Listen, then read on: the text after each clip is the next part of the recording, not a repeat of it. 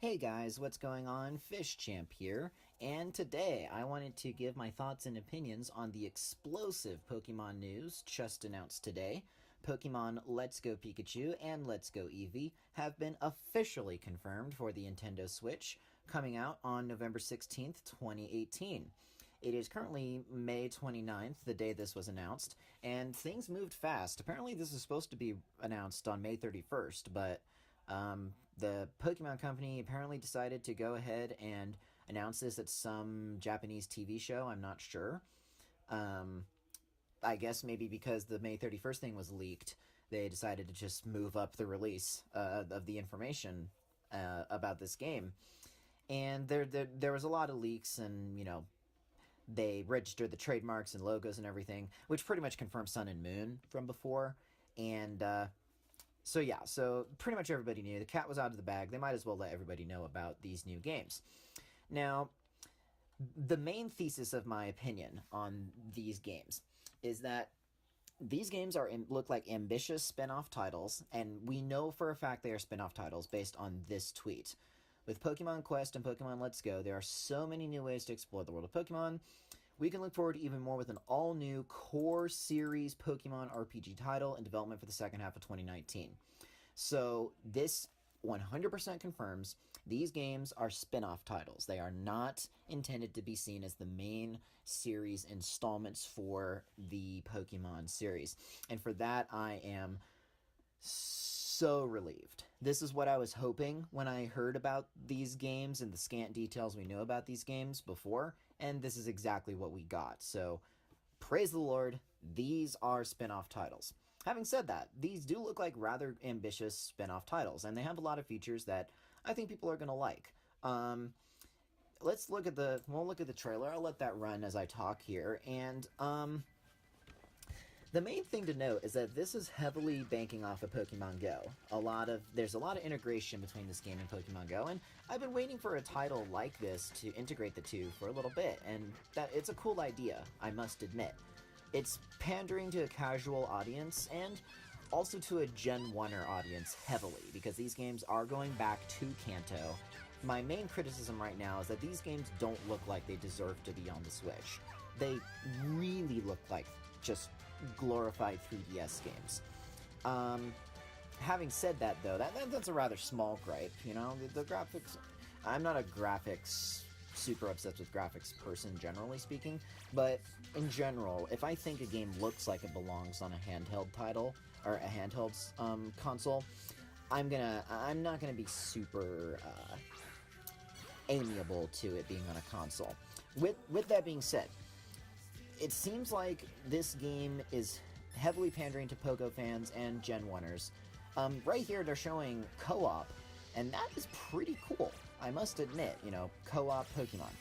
I'm not really a fan of the fact that they have reduced catching and whatnot to basically a Pokemon Go-like experience. It seems like and this is like showing a little bit of the battle interface. It looks like the battle interface is pretty standard.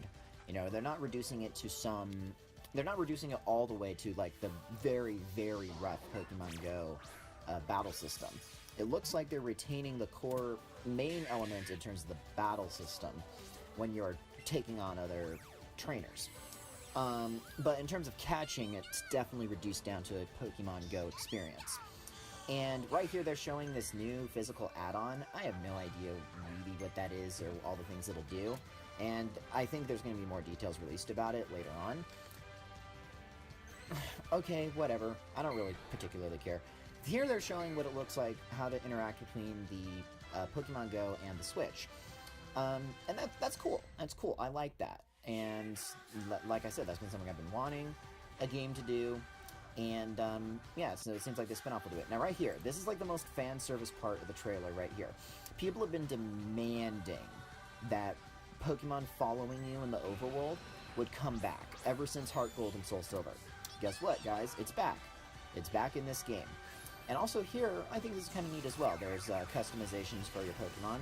Now, I don't know if it's going to be for all Pokemon or just Eevee and Pikachu.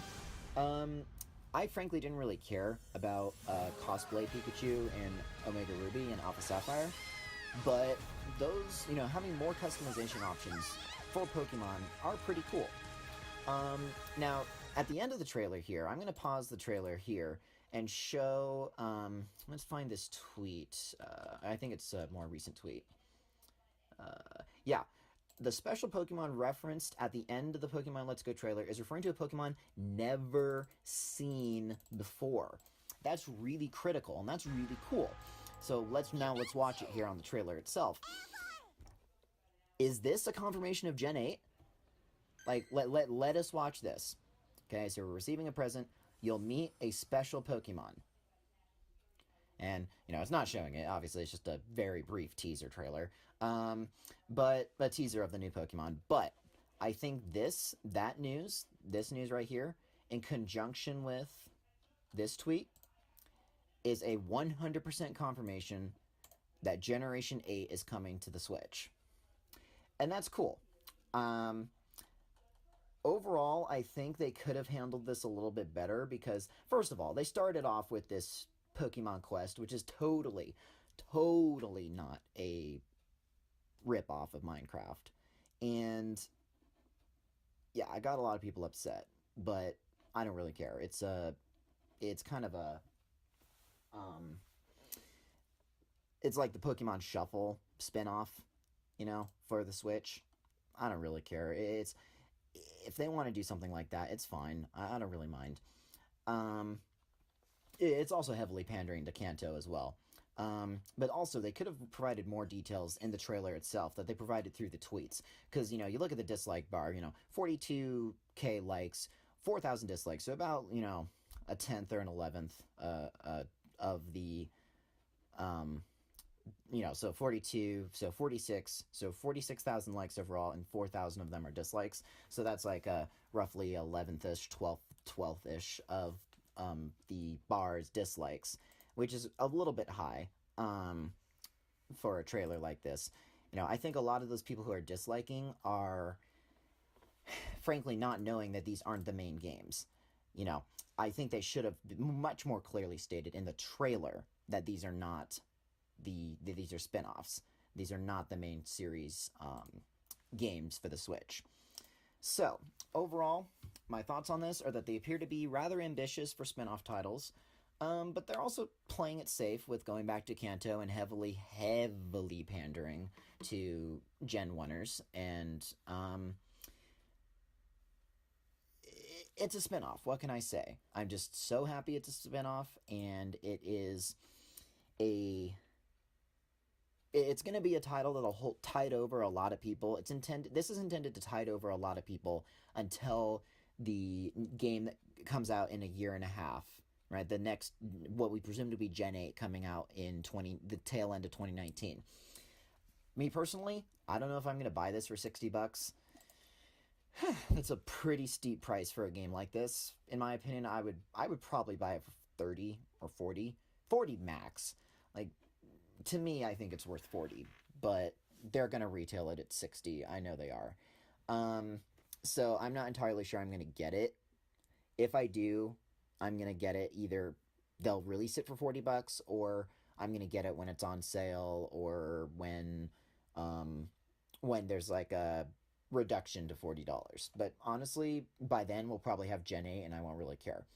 But anyway, I hope you liked this video. I hope you found it informative. And if you did, please leave a like and comment and subscribe. I would really appreciate it. Let me know your thoughts and opinions on this Pokemon news.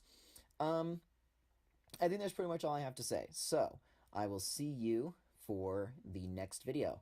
See y'all later, guys. Ciao.